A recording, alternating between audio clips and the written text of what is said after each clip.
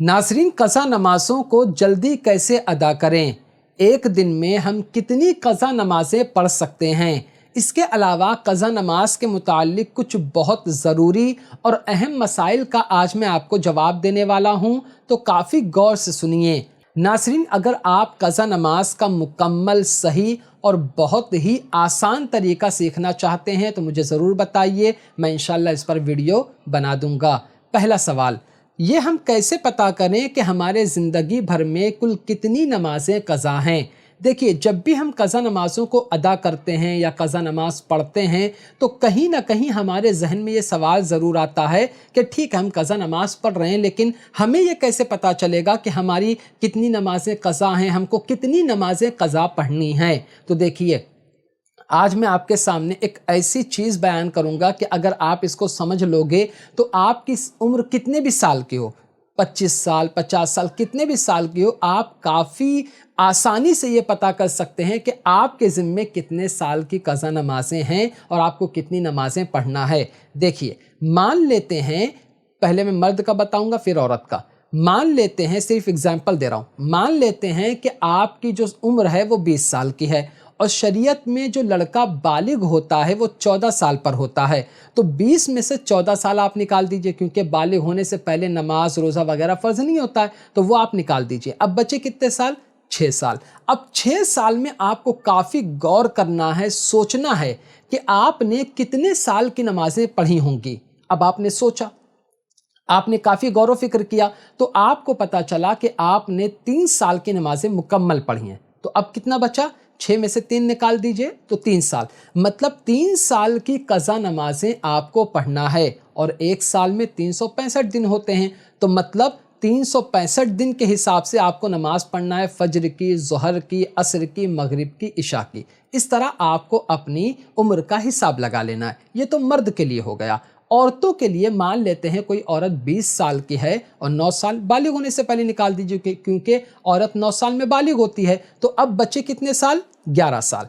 इसी तरह औरत को भी काफ़ी सोचना है कि उसने कितने साल की नमाज़ें पढ़ी हैं। अब उसने काफ़ी सोचा तो उसको पता चला कि मैंने 6 साल की नमाज बराबर पढ़ी है। तो अब कितना बचा? 11 में से 6 निकाल दो, 5 साल। तो औरत को 5 साल की क़ज़ा नमाज़ें पढ़ना है। इस तरह आपको अपनी उम्र का हिसाब लगाना है, पता करना है, और जब आपको मालूम हो जाए तो एक कॉपी में लिख लीजिए कि मुझे इतने साल की क़ज़ा नमाज पढ़ना है, और फिर जैसे जैसे आप नमाज़ें पढ़ते जाएं वैसे वैसे टिक लगाते जाएं, ताकि आपको पता रहे कि आपकी जो नमाज़ें क़ज़ा हैं वो कितनी अदा हो रही हैं।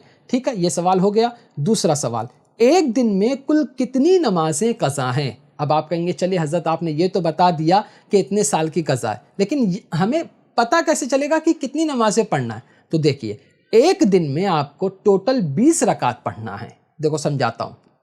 2 रकात फ़ज्र की, 4 रकात ज़ोहर की, 4 रकात असर की, 3 रकात मगरिब की, 4 रकात इशा की, 3 रकात वितर वाजिब।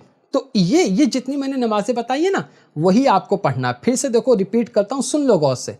2 रकात फ़ज्र की फ़र्ज़ नमाज, 4 रकात ज़ोहर की फ़र्ज़ नमाज, 4 रकात असर की फ़र्ज़ नमाज, 3 रकात मगरिब की फ़र्ज़ नमाज, 4 रकात इशा की फ़र्ज़ नमाज और 3 रकात इशा की वितर वाजिब नमाज। ये टोटल मिलाकर 20 रकात नमाज होती हैं। तो एक दिन में हमको 20 रकातों की क़ज़ा नमाज पढ़ना है। तीसरा सवाल, क्या सुन्नत और नफल की भी क़ज़ा करना है? नहीं, आपको सिर्फ और सिर्फ फ़र्ज़ की क़ज़ा करना है, वाजिब की क़ज़ा करना है, जैसे कि मैंने सवाल नंबर 2 के जवाब में बता दिया हूँ। चौथा सवाल, जुमा की नमाज क़ज़ा हो जाए तो फिर कौन सी नमाज पढ़ना चाहिए? ज़ोहर की नमाज पढ़ना है। जुमा क़ज़ा हो गई या जुमा छूट गई तो फिर आपको वापस जुमा थोड़ा ना पढ़ना है, आपको उसकी जगह ज़ोहर की पढ़ना है। नंबर 5, क़ज़ा नमाज़ों को जल्दी कैसे अदा करें? ये बहुत अहम सवाल है। अब कोई कहेगा, भाई मेरी 5 साल की क़ज़ा नमाज है, तो मैं कैसे अदा करूँगा इतनी सारी नमाज़ें? तो देखिए, घबराइए मत, बहुत आसान तरीका बताऊँगा, आप इत्मीनान से अदा कर सकते हो।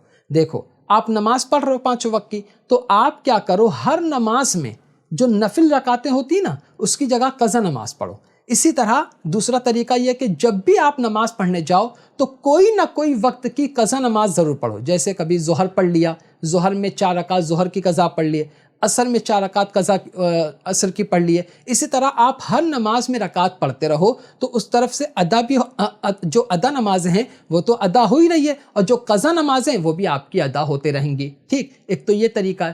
ایک اور طریقہ یہ ہے کہ جب بھی جاگنے وغیرہ کی رات آتی ہے تو وہاں پر آپ کو نفل کی جگہ ان قضا نمازوں کو پڑھنا چاہیے تاکہ آپ کی جو قضا نمازیں ہیں وہ جلدی ادا ہو سکے۔ باقی آپ ایک دن میں کیا نام ہے کہ جب بھی موقع ملے آپ قضا نماز پڑھ سکتے ہو۔